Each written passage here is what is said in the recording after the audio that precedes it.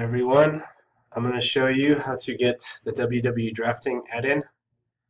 So to get the WW drafting add-in, the first thing you need to do is you need to go to your S drive, and that's the WW Data HQ folder, which should be mapped to your S drive. If it's not, you should probably ask IT to do that for you.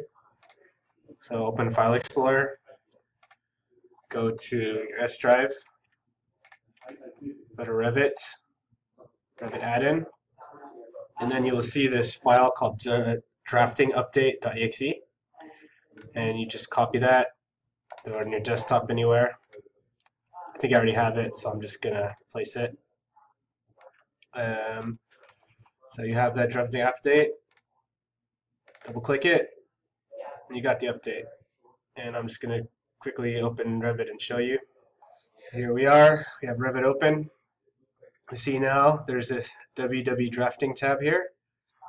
There are some other tabs that you can have. There's a WW families, a WW setup, and a WW beta.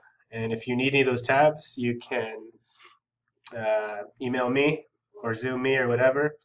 Leave my email, etc., in the description. And that's it. That's how you get the add-in. Thank you.